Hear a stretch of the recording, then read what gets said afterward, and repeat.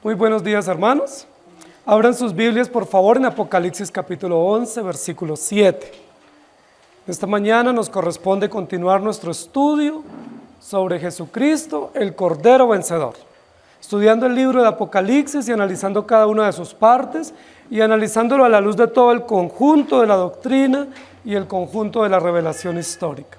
Apocalipsis capítulo 11 es un episodio extraordinario en el interludio entre la sexta y la séptima trompeta, que es la segunda serie del libro de Apocalipsis, una serie judicial que tiene que ver con los juicios de Dios que vienen sobre la tierra por el pecado de los hombres y por el gran pecado que ellos han expresado contra la palabra de Dios y contra Jesucristo, el Hijo de Dios.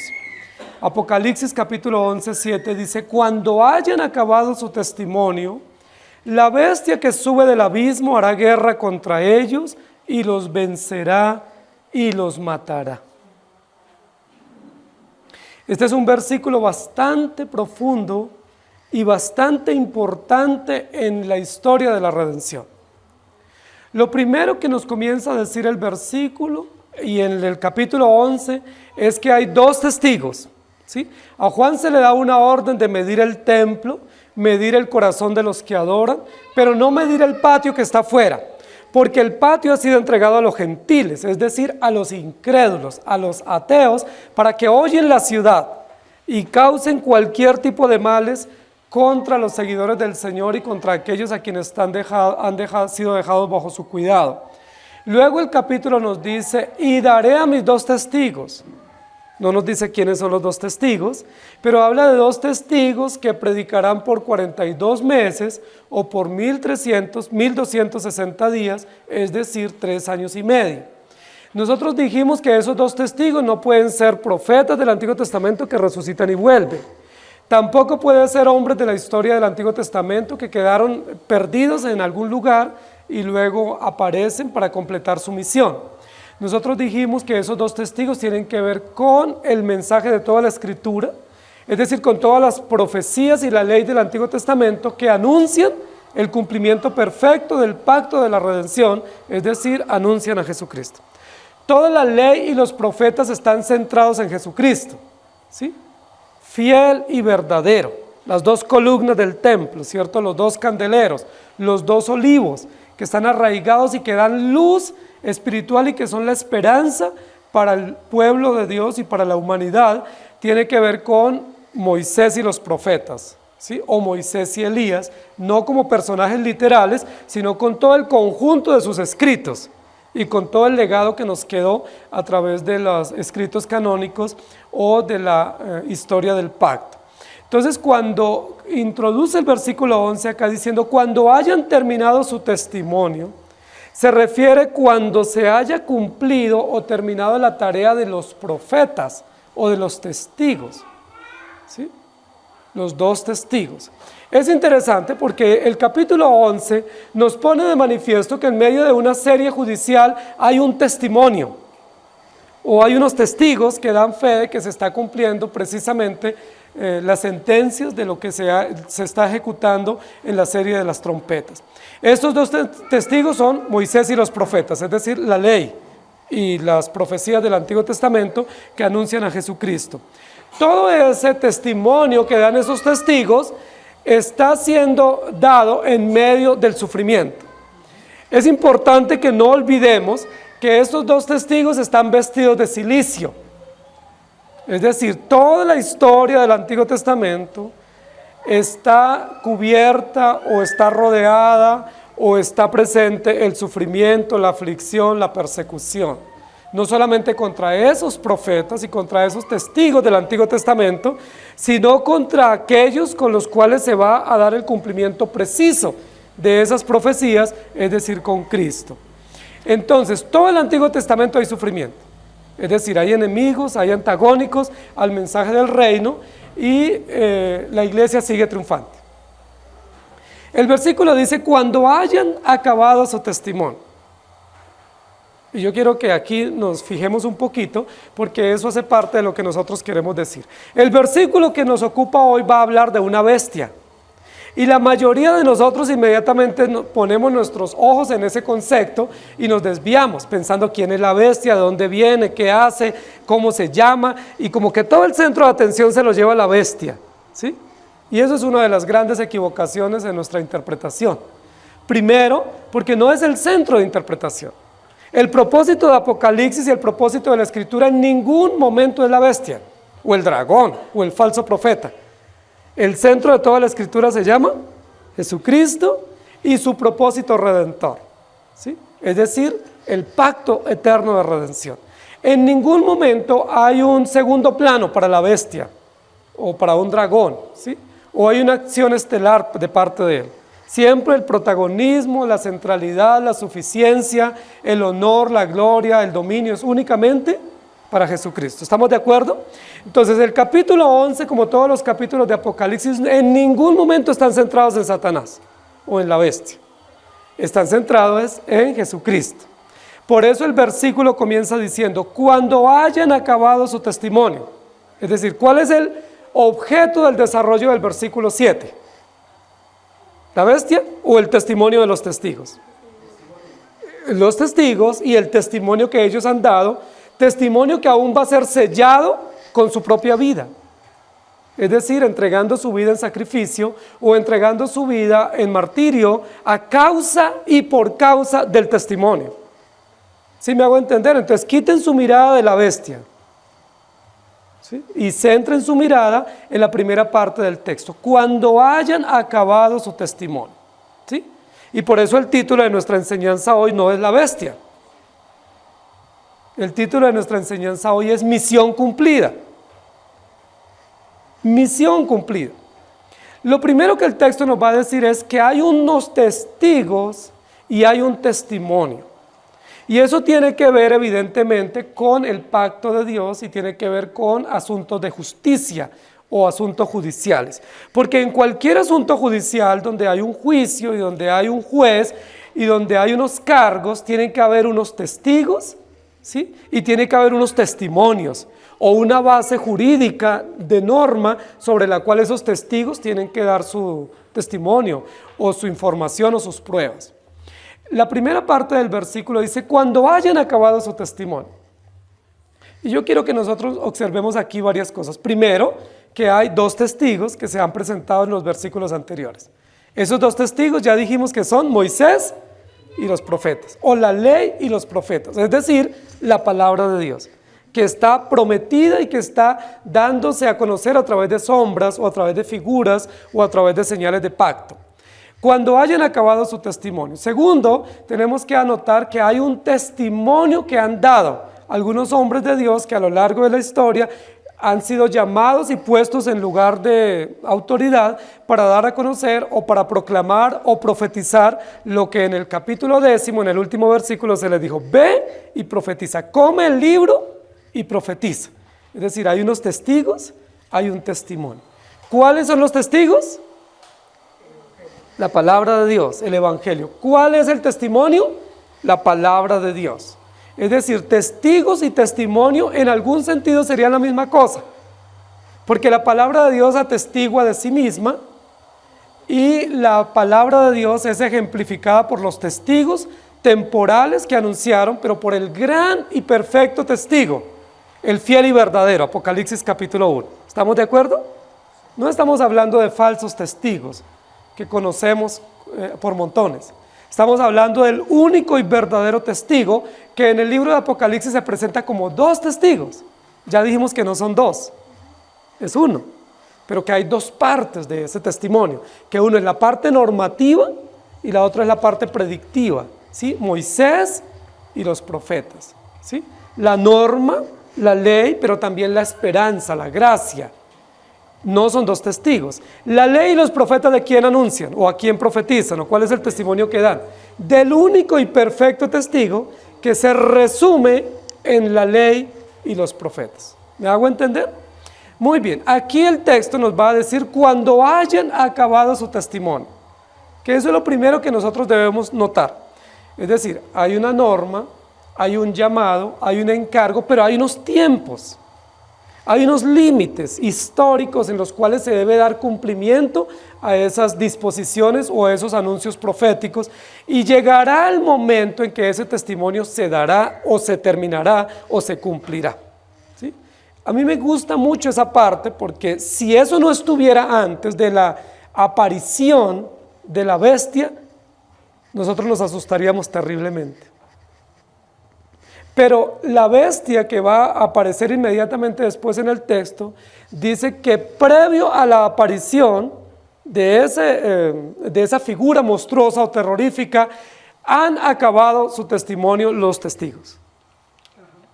Esa es una nota de esperanza, esa es una nota de mucha confianza, es una nota de mucha tranquilidad para nosotros como creyentes y como iglesia. Antes que cualquier otra cosa funesta o terrorífica o dramática en la historia de la redención, el testimonio ya se ha dado, se ha terminado, se ha cumplido. ¿Sí? Es decir, hay una misión cumplida, hay una tarea ejecutada, hay un testimonio terminado. Esa palabra, cuando hayan acabado su testimonio, pudiera ser reemplazada por otro término del Evangelio, que es cuando se haya cumplido o cuando se haya consumado el testimonio. Y yo quisiera y espero que con esta alusión ustedes recuerden inmediatamente una de las palabras finales de Jesús antes de morir. Que Jesús antes de morir, que Él dio todo el cumplimiento a la ley y los profetas, todas las profecías mesiánicas se cumplieron perfectamente en sí mismo. Antes de morir, Él levantó sus ojos al cielo y dijo: todo ha sido consumado, o todo ha sido acabado, o todo ha sido cumplido, o como estamos diciendo hoy, misión cumplida. ¿Sí? Espero que ustedes vayan entendiendo la línea de pensamiento de lo que queremos enseñar en esta mañana. Es decir, los dos testigos, la ley y los profetas, es decir, la palabra de Dios. El testimonio, la predicación y los anuncios y los anticipos de todo ese cumplimiento perfecto que el único y perfecto testigo puede cumplir. Cuando el texto dice cuando hayan acabado su testimonio, ¿sí? O cuando acabaron su testimonio, van a morir. Es decir, cuando todo haya sido consumado, vendrá muerte para los testigos o para el testador del pacto, como va a decir Hebreos. Entonces, la misión cumplida no tiene que ver con la misión de Moisés ni de Elías. La misión cumplida no tiene que ver con Esdras, Nehemías o con Juan, o no tiene que ver con ninguno de los apóstoles. La misión cumplida es de Jesucristo, el Cordero vencedor, del cual anuncian todos los libros y todos los profetas del Antiguo Testamento. No hay un libro en el Antiguo Testamento de los 39 que tenemos que no hable de Jesucristo, que no muestre que el propósito y la finalidad del mensaje y del testimonio es llevarnos o dirigirnos o encaminarnos al cumplimiento perfecto de Jesucristo. Desde Génesis 3 tenemos promesas de redención. Todos los profetas anunciaron la redención: sacrificios, fiestas, ceremonias, templo, tabernáculos, símbolos, todo eso anunciando ¿a quién? Al testigo verdadero, ¿sí? Al testimonio verdadero, al pacto cumplido. Recuerden que nosotros hemos hablado de 3 momentos en la historia de la redención en cuanto a su desarrollo histórico: la promesa, cumplimiento y consumación. Aquí estamos ante el segundo momento, ¿sí? Estamos ante el segundo momento, del cual han anunciado todos los testigos del Antiguo Testamento, es decir, todos los escritos, profetas, sacerdotes, reyes y todos los creyentes del Antiguo Testamento anunciaron del cumplimiento de ese testimonio verdadero que es Cristo.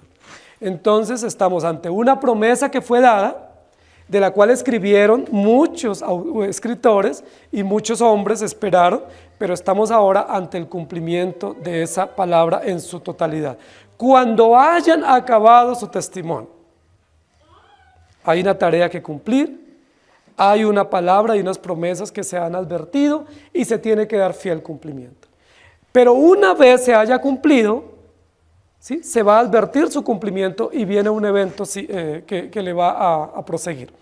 Me llama mucho la atención, hermanos, que aquí en la Escritura no dice que quedó a medio camino la tarea. Y eso es muy importante para nosotros. Y ahora que estamos a final de año, es muy probable que ya ustedes estén pensando que muchas tareas las dejaron en la mitad del camino y que fue imposible cumplir algunos objetivos o metas que teníamos previstas para este año. Es probable que comenzamos a recordar y decimos, mire, no lo logré, ¿sí? Y esto tampoco lo logré, y esto lo dejé a medias, esto ni siquiera lo comencé. Y comenzamos a sentirnos frustrados y ofuscados, que la mayoría de nuestras metas que eran buenas no se lograron, ¿sí? En mucho sentido, y eso nos pasa a nosotros con frecuencia, que no logramos cumplir nuestros objetivos, que dejamos tareas inconclusas, hay tareas que nunca las logramos terminar, hay tareas que nunca nosotros nos esforzamos hasta su finalidad, pero no pasa así con la Escritura, ni pasa así con el testigo verdadero, que es Cristo. Él todo lo que comienza, lo termina, y lo termina en el tiempo preciso, para el propósito preciso, y lo termina bien.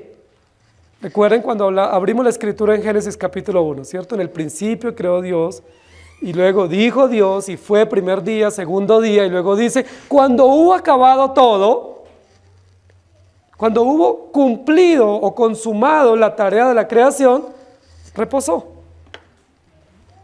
Y así sucesivamente, ¿cierto? Dios prometió al pueblo que lo iba a sacar de la esclavitud y le iba a dar una tierra prometida. ¿Lo cumplió? Dios prometió dar una dinastía davídica hasta la venida del Mesías. ¿Lo cumplió?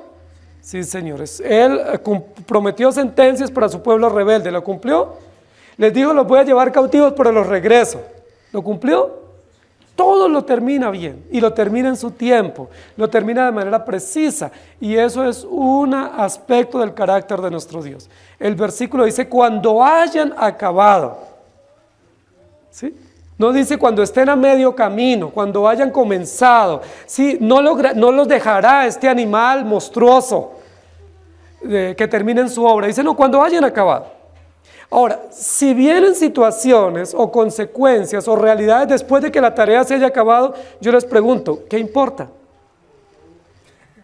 Ya se terminó la obra, ¿sí?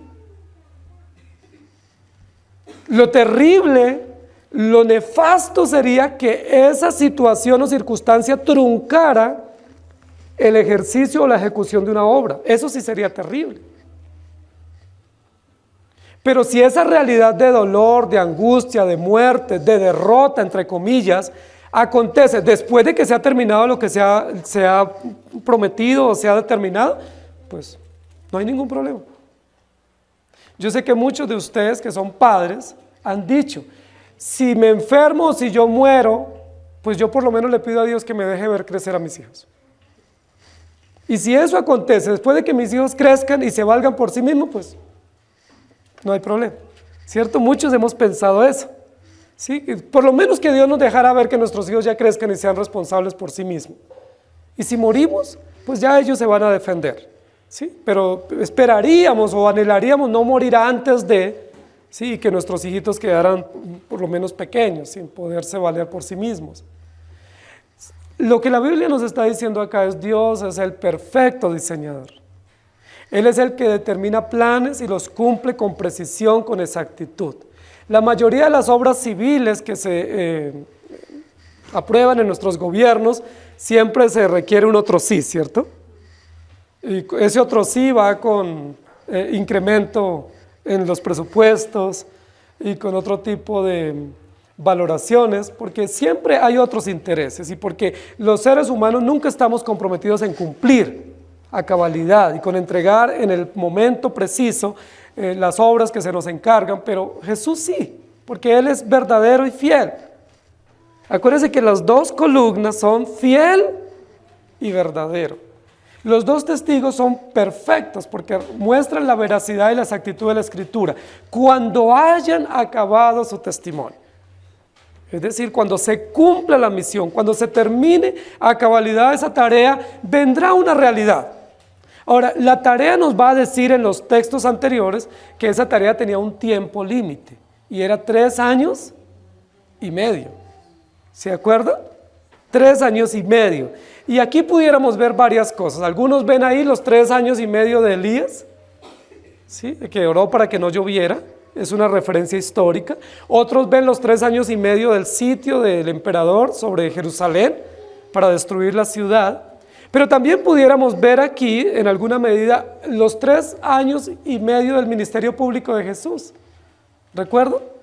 Que Jesucristo, entre el bautismo de Juan y el primer milagro en Caná de Galilea hasta su muerte en Jerusalén, fueron 3 años y medio de ministerio, ¿sí? Que eso es muy interesante. La mayoría de los intérpretes no toman esa referencia, pero nosotros la pudiéramos tomar en este momento, porque realmente estamos diciendo que es Jesucristo el testigo verdadero que cumple fielmente y que se le dio un tiempo también determinado, limitado en la historia para que él públicamente profetizara o predicara. Recuerden que Jesús lo estuvieron buscando desde el primer momento de su ministerio público, y la Biblia dice que en algunos momentos se escondió, que en algunos momentos él dijo: todavía no ha llegado mi hora, si no es el momento. Pero cuando ya fue el momento, los últimos 6 meses, él dijo: es necesario que yo vaya a Jerusalén, y es necesario que yo sea entregado en manos de pecadores, y es necesario que yo padezca y sea muerto por manos de inicuos. ¿Recuerda? ¿Eso quién lo dijo? Jesucristo, en cumplimiento de las profecías. Isaías capítulo 53 dice que él tenía que padecer, sufrir, ser hostilizado terriblemente, pero que luego tenía que morir, y que eso no era nada contrario a las profecías, sino que era parte del cumplimiento preciso de las profecías. Por eso cuando Satanás lo tienta y le dice pues que mande a sus ángeles que lo cuiden, o cuando él estaba en la cruz y los judíos pasaban y los soldados y le decían: si eres hijo de Dios, desciende, pues él lo hubiera podido hacer. Pero si él lo hubiera hecho, estaría negando las profecías y estaría desconociendo el cumplimiento preciso de las promesas de la redención. Entonces lo primero que vamos a ver acá es: el testimonio se dio. Si el testimonio se dio, si se acabó la tarea, pues ¿qué esperamos? Nosotros estamos aquí en la tierra cumpliendo un propósito que Dios determinó para cada uno de nosotros. En el momento en que ya cumplamos a cabalidad el propósito para el cual Dios nos trajo, ¿qué es lo que nos espera?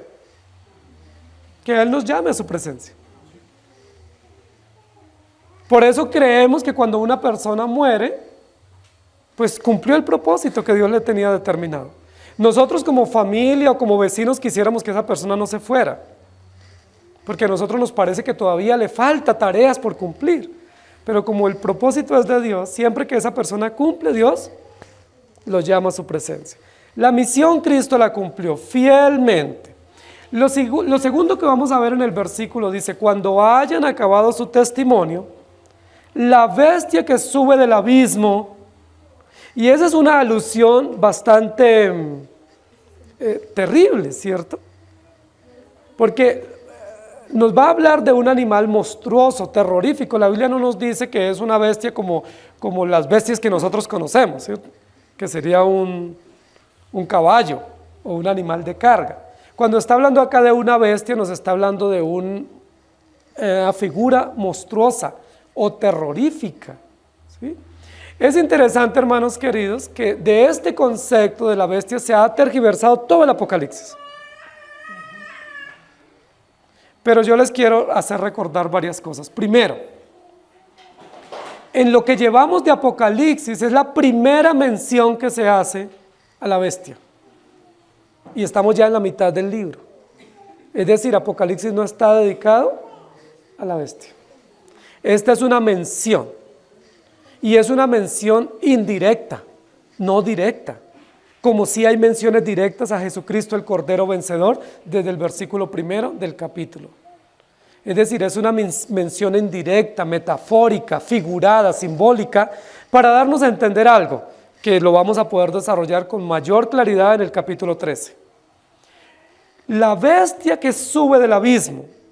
Entonces inmediatamente ustedes pueden recordar Daniel o Ezequiel, ¿sí? O Zacarías. Y van a decir: ahí está la bestia también. Muy bien. La Biblia a lo largo del Antiguo Testamento, especialmente en los profetas, habla de bestias y de figuras bestiales y de figuras terroríficas. Pero esta es la primera mención en toda la Biblia que habla de una bestia que sube del abismo. Porque las otras bestias, las de Daniel, las de Ezequiel, las de los profetas, salían del mar o salían del agua.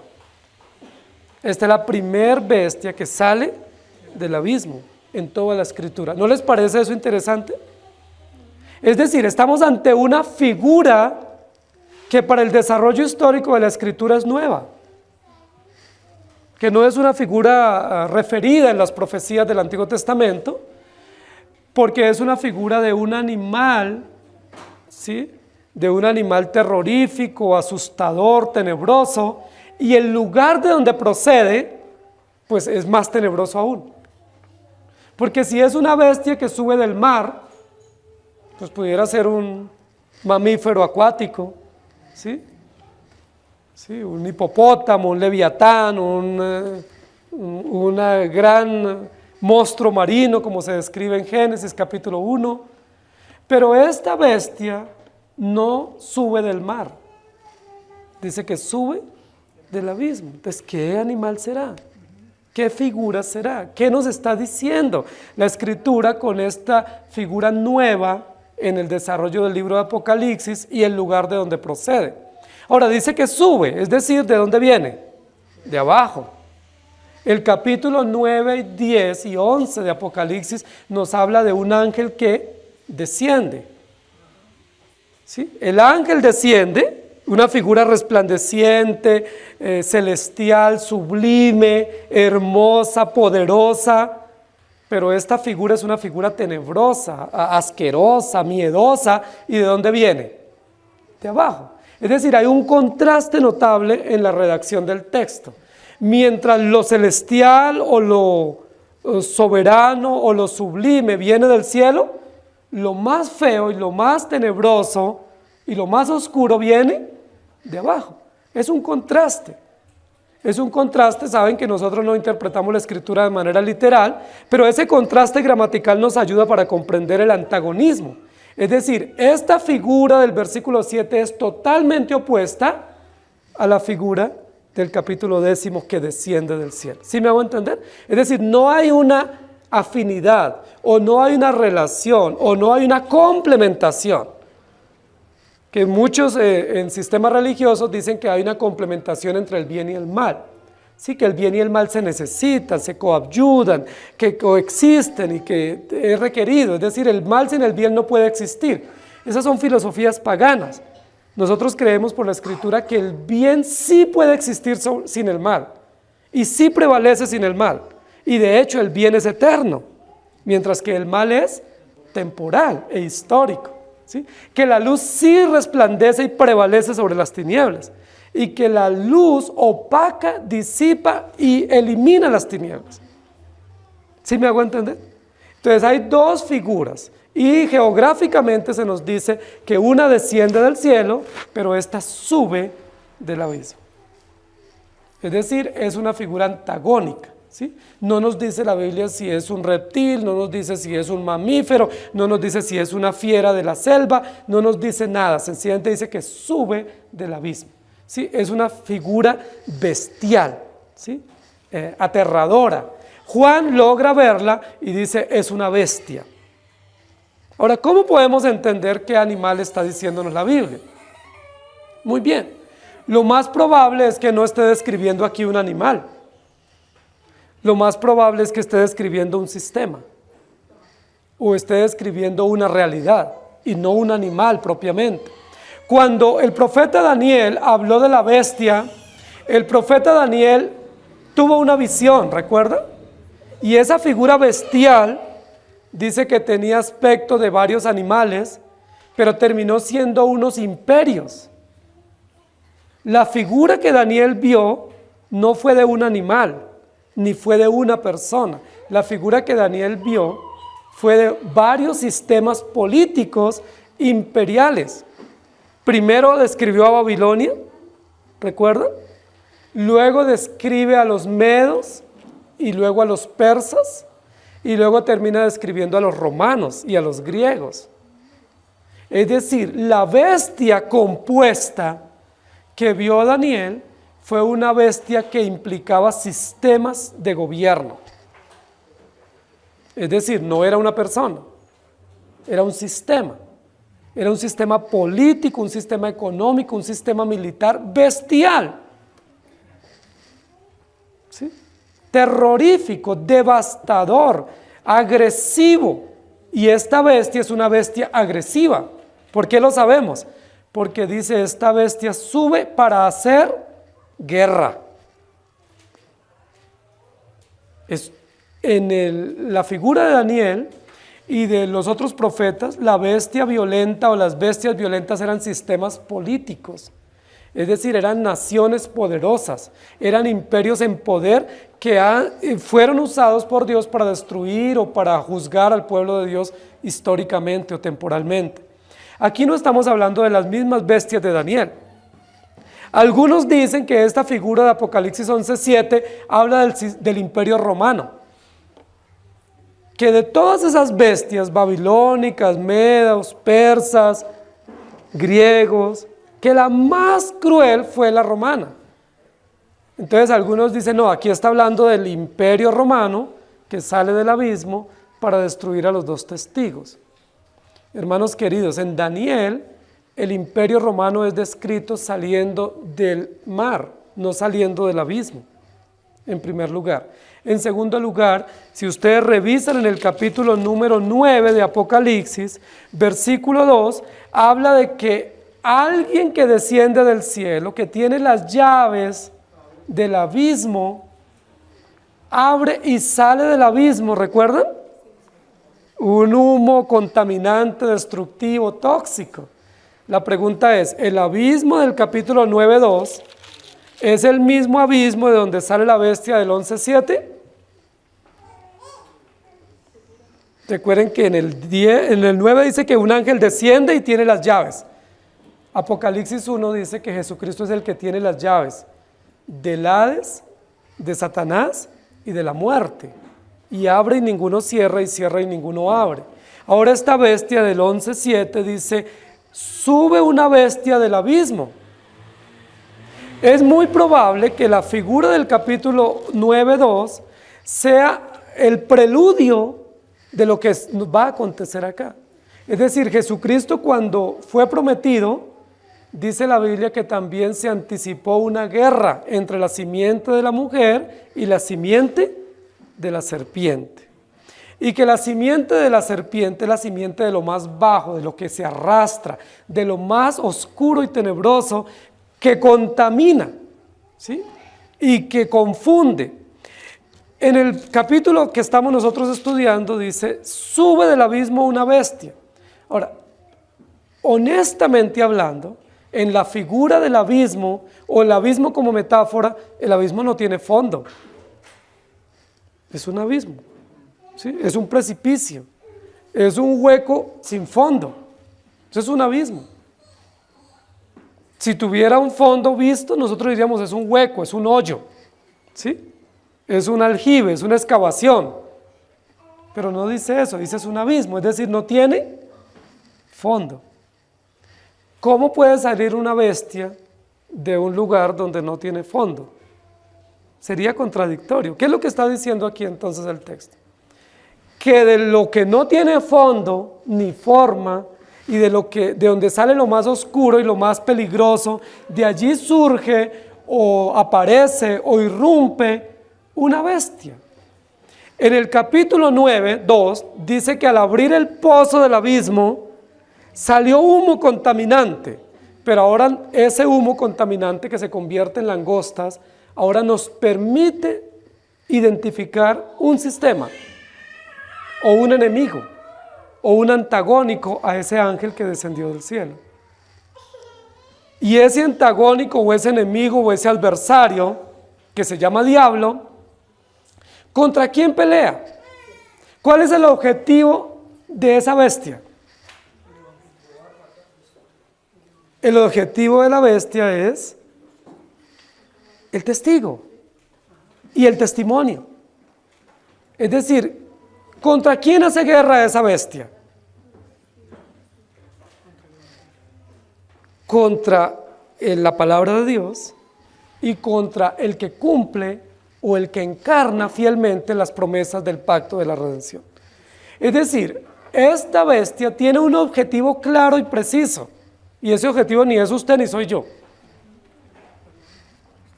Porque muchos han pensado que Satanás es mi enemigo. La Biblia dice que el enemigo nuestro son los deseos de los ojos, la vanagloria del mundo y los deseos de la carne. Es decir, el peor enemigo nuestro es nuestro propio corazón. Satanás no es enemigo nuestro. Satanás es enemigo de Dios. Y él persigue su palabra y persigue todo lo que se llame Dios, dice la Biblia. ¿Por qué? Porque él sabe que es quien le va a destruir o le va a causar esa herida mortal en la cabeza, Génesis 3:15. Entonces, cuando dice acá, cuando hayan acabado su testimonio, la bestia que sube del abismo hará guerra contra ellos. Cuando dice ellos, está refiriéndose a los dos testigos. Está refiriéndose contra todos los profetas que predicaron y profetizaron sobre la venida del Mesías. ¿Recuerdan cómo murieron todos los profetas? Muertos. ¿Quién hizo guerra contra ellos? ¿Quién los persiguió? ¿Representado a través de sistemas como el de Faraón o representados a través del sistema como el del rey Acab? O en este momento histórico de Juan, representado a través del culto al imperio y de Tito y todos los emperadores romanos. Y en el día de hoy, ¿cómo hace guerra este enemigo? A través de sistemas políticos, ideológicos, militares, económicos, que es como una gran humareda para causar guerra, confusión, contaminación y engaño. ¿Contra quiénes? Contra los seguidores del Cordero o contra el testimonio y los testigos. Esto que estamos viendo acá en el versículo 7 es muy importante, porque tiene que ver con la realidad de una lucha espiritual, que no es esa lucha mística que nosotros hemos creído o que en algunos lugares se enseña, ¿no? Que es una lucha espiritual como uno viendo demonios en todos los lados, ¿sí? Y reprendiendo demonios hasta en la sopa, ¿sí? No es esa lucha espiritual de personas que andan creyendo que a toda hora los persiguen, esos serían delirios o alucinaciones, ¿sí? Y están a toda hora como golpeando al aire. No, la lucha espiritual que tenemos es de un enemigo acérrimo que tiene la palabra de Dios y que tiene Jesucristo, que es Satanás, que está presente desde Génesis capítulo 3 y que a lo largo de la historia de la humanidad se ve reflejado. Ahora, esa bestia, ¿cuándo aparece? Esa bestia violenta, agresiva, ¿cuándo va a aparecer? Cuando se haya acabado el testimonio. Ahora, no significa que no haya estado en acción en otros momentos de la historia, porque desde Génesis 3:15 opera en los hijos de desobediencia. Lo que está diciendo es, para efecto de estos dos testigos, esta bestia solo parece que surge y los destruye cuando ellos terminan su testimonio. Permítame decirlo de otra manera. Siempre se ha saboreado esta bestia por destruir al testigo, pero no va a poder hacerlo hasta que no se cumpla el tiempo. ¿Cuál es el tiempo? Cuando Él venga y cumpla su testimonio. Yo quiero que ustedes recuerden, hermanos queridos, que cuando Jesucristo llegó, que se encarnó, ¿cierto? Mateo capítulo 2, 1 y 2 y Lucas 1 y 2, la Biblia nos muestra ese episodio y nos dice que en el momento en que Él nació hubo enemigos que procuraron la muerte de Jesús, pero era un bebé indefenso. ¿A quién se le ocurriría que un pequeño niño que acababa de nacer, de una familia tan humilde y de uno de los pueblos más insignificantes del norte de Israel, generaría tal conmoción en una nación? Al punto de que uno de los reyes más poderosos del momento en Israel dictara una sentencia para matarlo a él. ¿Se acuerdan de Herodes? ¿Por qué Herodes le generó tanta angustia a ese niño? Si él fuese rey y reinara algún día, pues ya Herodes estaría viejo, hubiera muerto. Imaginémonos que ese niño fuera a reinar en 30 años. O sea, ¿a usted le asustaría que nazca ahorita alguien que le digan que en 40 años va a reinar? A mí no me asustaría, porque de aquí a 40 años yo ya no estoy.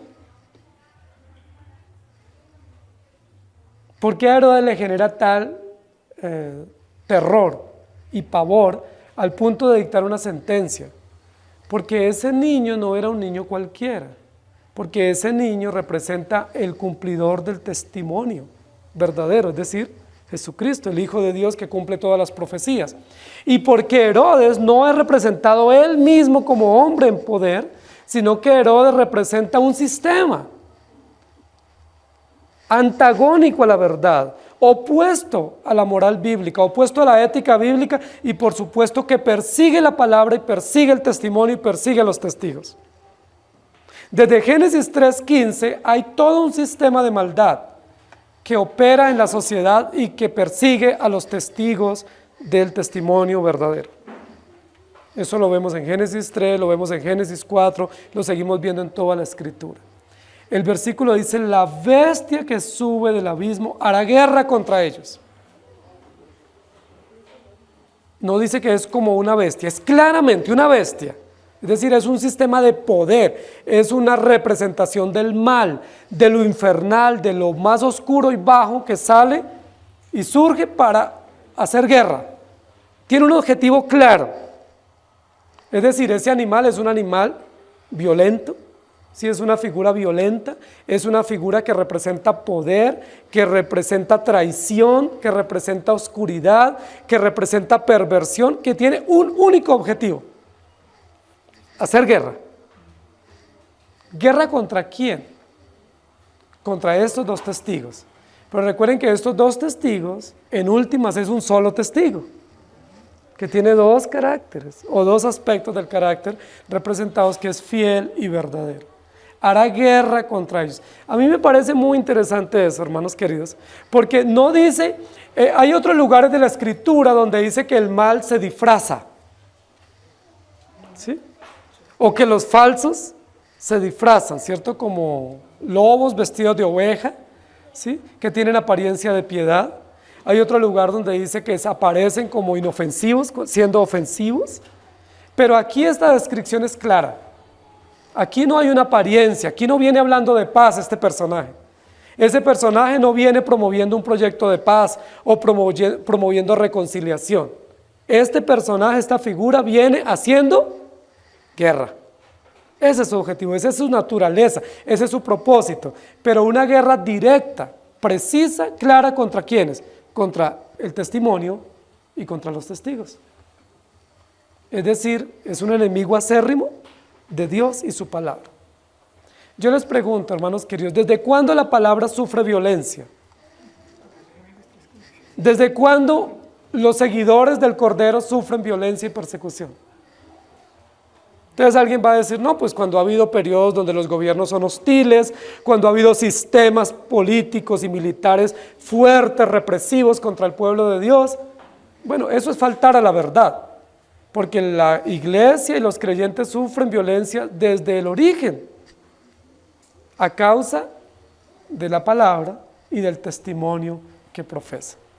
Lo importante aquí es que aunque este animal o esta bestia hace guerra contra ellos, no los va a poder vencer y matar hasta tanto no terminen su testimonio.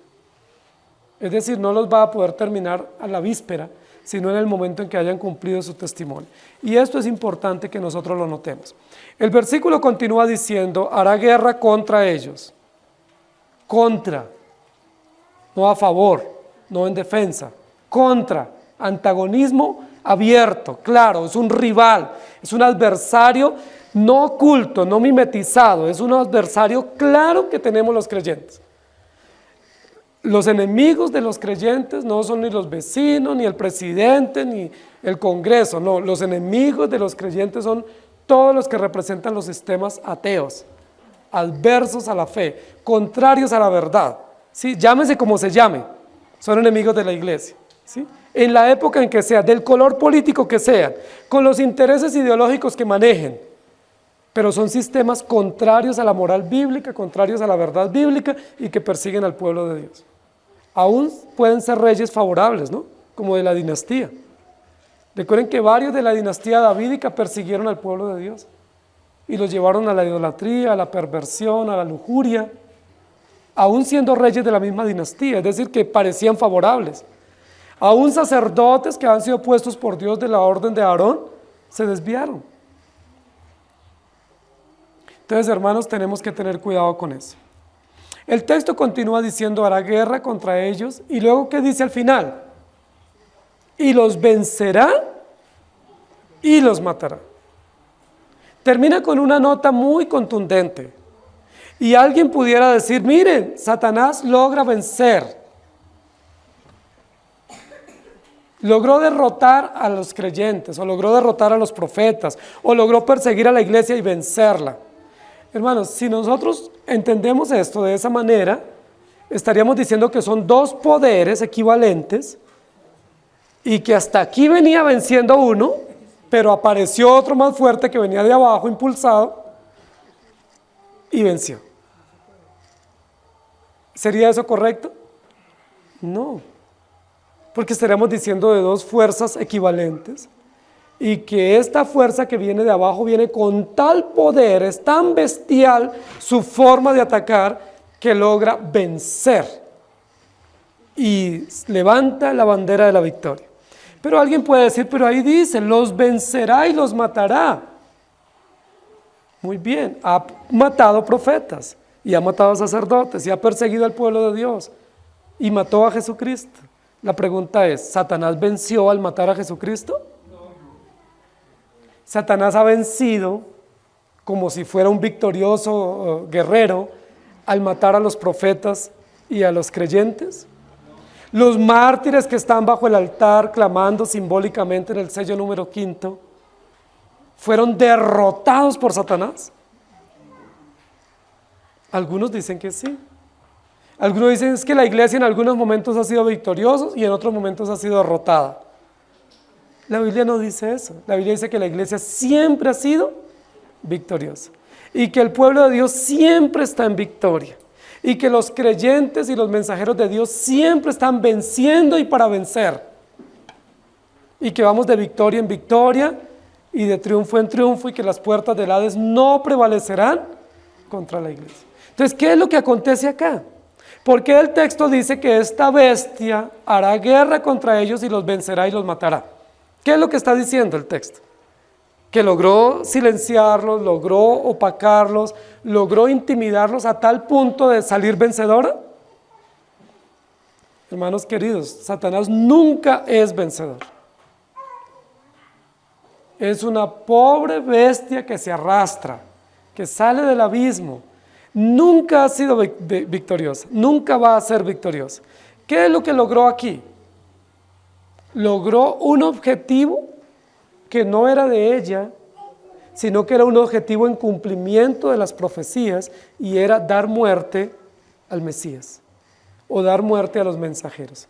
Pero ese propósito no era un propósito de ella, ese era parte del propósito del Evangelio para que se cumplieran todas las disposiciones del pacto de la redención. Es decir, la bestia se atribuye la victoria, pero ¿esa victoria es de la bestia o esa victoria es de Cristo?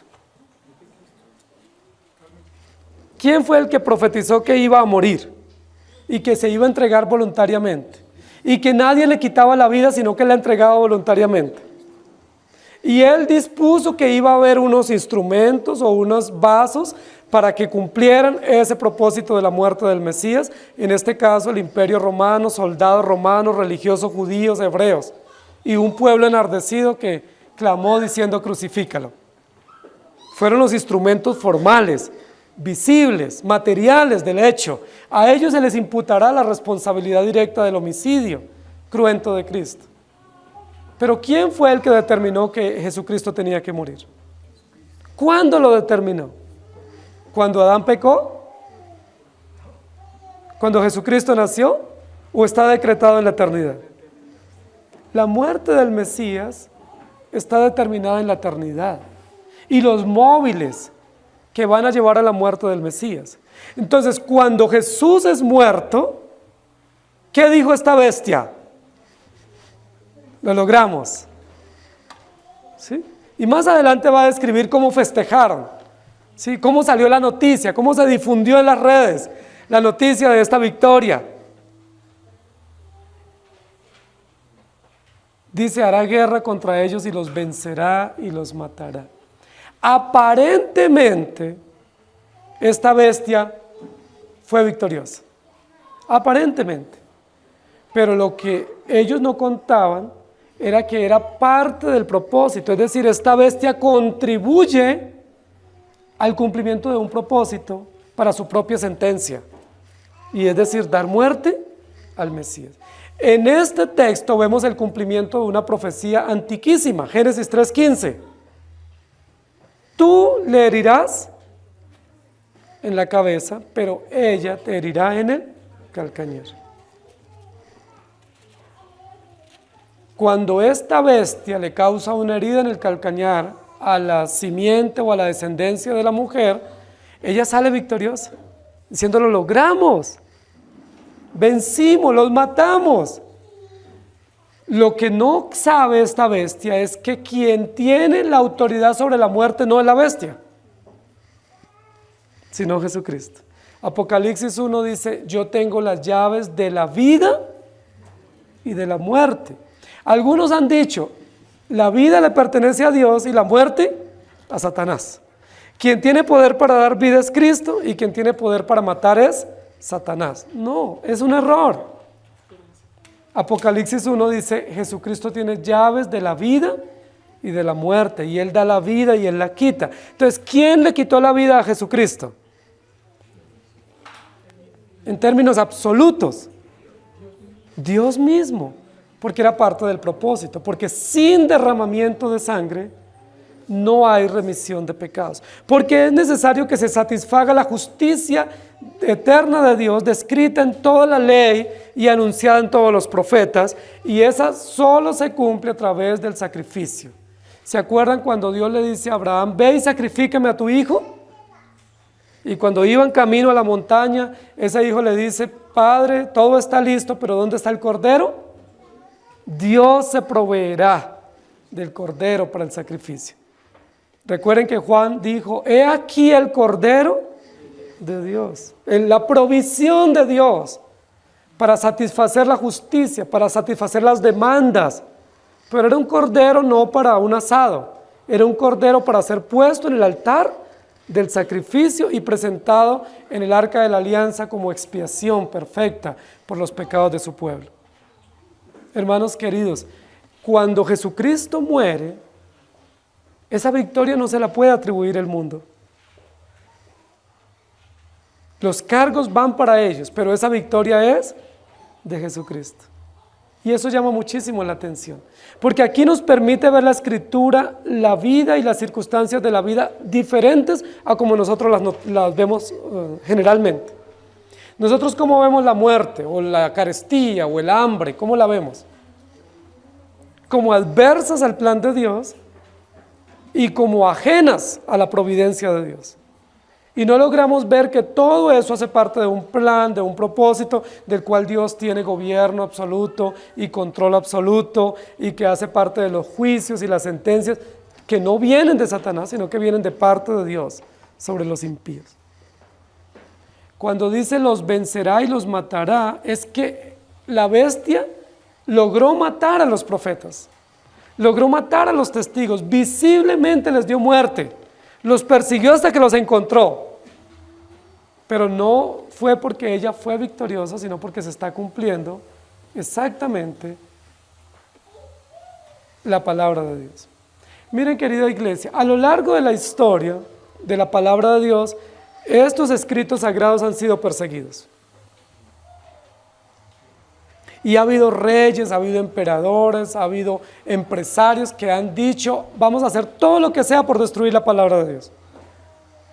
Ya lo hemos mencionado en varias oportunidades. ¿Será que van a poder lograr en algún momento destruir la palabra de Dios? La Biblia dice, el cielo y la tierra pasarán, pero mi palabra no pasará. Han perseguido a los creyentes, han matado a los profetas, han torturado a los siervos de Dios. ¿Será que pueden silenciar el evangelio? ¿No será más bien que la sangre de los mártires, la sangre de los que mueren de manera injusta, no solamente clama por justicia, sino que se constituye en un verdadero testimonio que hace germinar la palabra de Dios. El capítulo 11 nos va a seguir diciendo más adelante qué sucedió con estos dos testigos que murieron y qué sucedió con esta bestia que se atribuyó la victoria. Y vamos a poderlo seguir estudiando más adelante para que notemos qué es lo que está diciendo aquí. Algunos están diciendo aquí, esta es la muerte de Elías y Moisés, porque Elías fue traspuesto en un carro de fuego y Moisés no se sabe dónde fue sepultado. Entonces dicen, aquí fueron traídos para morir. Creo que es lejos de la verdad eso. Creo que aquí está narrando la muerte de Jesucristo. Está describiendo que el que cumple todo el testimonio y todas las profecías ha sido muerto, pero no ha sido muerto de manera involuntaria, no fue algo que lo tomó por sorpresa, sino que él mismo afirmó su rostro para ir a Jerusalén porque era necesario que él muriera. Recuerden que Jesús, aún el día antes de su muerte, en la noche en que fue entregado, él se despidió de sus discípulos. ¿Se creen que no fue algo sorpresivo para él? Él mismo dijo, se acerca el momento en que uno de ustedes me va a entregar. ¿Se acuerdan? Y Jesús no estaba deprimido, ni estaba angustiado, ni estaba furioso con sus discípulos. Sencillamente hizo una fiesta, hizo un culto, se despidió. Y luego cuando lo fueron a entregar, él no se escondió entre sus discípulos. Él dijo, yo soy, ¿a mí me están buscando? Soy yo, adelante. ¿Se acuerdan? Que había toda una multitud de soldados buscándolo y Judas lo entregó y dice, si me buscan a mí, mire, acá estoy. Lo que deben hacer, háganlo ya, no esperen, porque ya es el momento. Eso para decir que la victoria no se la puede atribuir la bestia, o el mal, o Satanás, o el dragón. Esta victoria de la muerte de Cristo es la victoria más contundente de la historia de la redención, que le pertenece a Cristo y nosotros somos beneficiarios de esa victoria. Yo les pregunto, ¿qué pasaría si Jesucristo no hubiera muerto? Si la bestia no hubiera hecho guerra contra él. ¿Qué pasaría si no hubiera persecución contra los creyentes? No seríamos verdaderos. Toda la escritura quedaría invalidada. Pero la victoria aquí no es la victoria de la bestia, es la victoria de la palabra de Dios, de la justicia de Dios. Es la victoria del pacto, es el cumplimiento exacto, dando por sellada la historia de la redención. Recuerden, iglesia, que no había remisión de pecados en la historia del antiguo Israel, sino a través de la sangre. La muerte aquí de este cordero, ¿qué es lo que atestigua para nosotros? Que hay cumplimiento de la promesa, que todo lo que se dijo es verdad y que nosotros hemos sido justificados por Cristo. Y esa muerte que trae gracia como beneficio para la iglesia, trae sentencia judicial contra la bestia, porque se constituye en la mayor evidencia de que quien tiene el poder y la autoridad y que cumple las promesas es Cristo.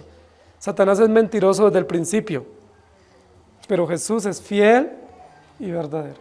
Satanás es engañador, suplantador, pero Jesucristo es fiel y verdadero.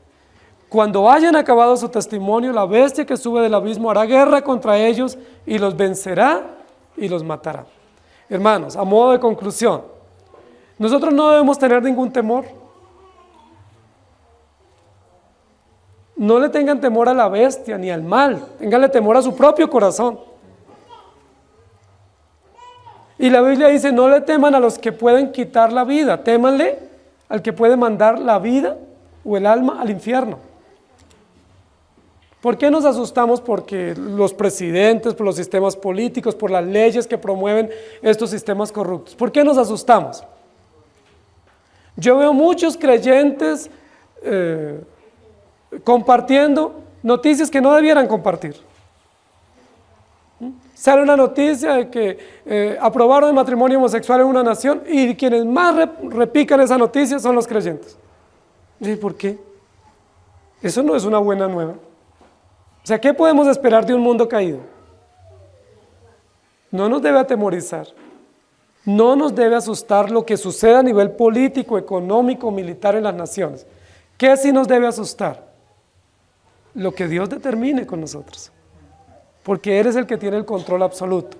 En primer lugar. En segundo lugar, nada va a acontecer a su iglesia hasta tanto no se haya cumplido la tarea.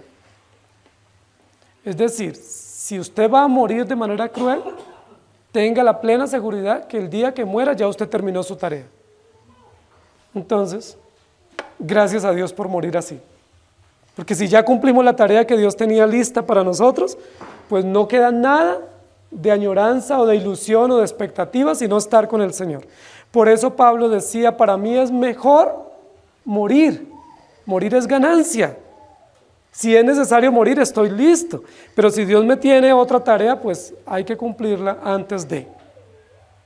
Y en tercer lugar, la muerte nuestra o las hostilidades que el mal pueda causar contra la iglesia no son una victoria para el mal, son una victoria de Cristo para nosotros.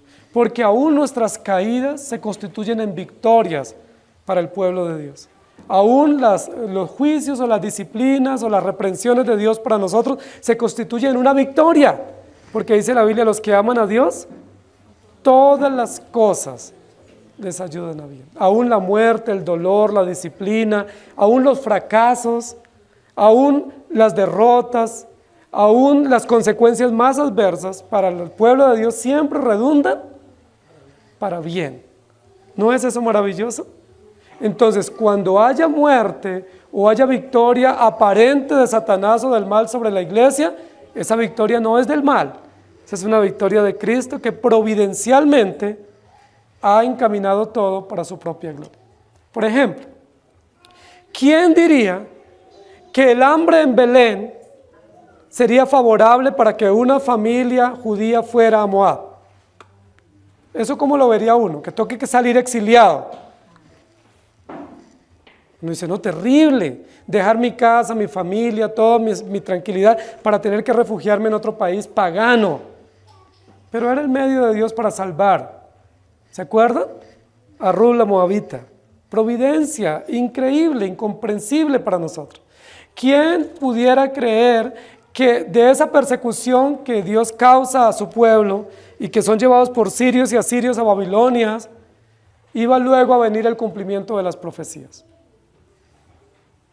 Estamos aprestándonos a las lecturas del Evangelio que nos recuerdan la venida de unos visitantes del Oriente para ver al recién nacido. ¿De dónde vinieron? ¿Del Oriente de dónde? ¿Quiénes eran? Probablemente de esos judíos que se quedaron allá después del exilio. ¿Quién creyera que la destrucción de Jerusalén después de la muerte de Jesús se constituye en el elemento evangelizador para todo el mundo conocido? Que la persecución que sufrieron los creyentes en el siglo XVI en Europa hace que nos llegue el Evangelio a América Latina.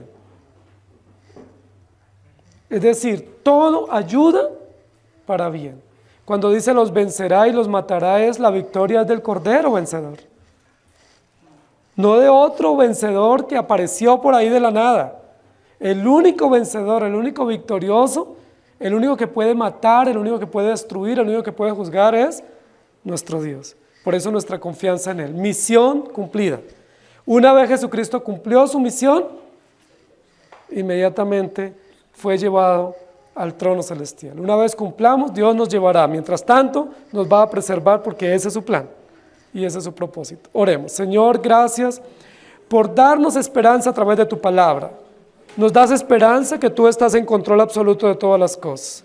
Nos da la esperanza de reconocer y saber que nunca Satanás o el mal prevalecerá al punto de tener victoria, aunque él se la pueda atribuir. Y nos das esperanza de que si estamos aquí es porque aún no hemos terminado las tareas que nos has delegado. Tú eres nuestro guardador y nuestro preservador. Y gracias porque toda la ley y los profetas han sido cumplidos plenamente por Jesucristo en la cruz del Calvario. Gracias por ese Cordero previsto desde antes de la fundación del mundo. Y gracias por esa tarea cumplida tan fielmente, tan minuciosamente, hasta llegar al momento de tu crucifixión, donde fuiste puesto en el altar del sacrificio, donde fuiste degollado de manera injusta, pero de manera fiel a las profecías, y de tal manera que el testimonio se ha sellado con sangre y lo ha cumplido el mismo autor y consumador de la fe. Gracias te damos. Esperanza tenemos en Cristo Jesús. Si Él no hubiera sido muerto, no hay esperanza, pero como Él murió, somos victoriosos a través de su sangre.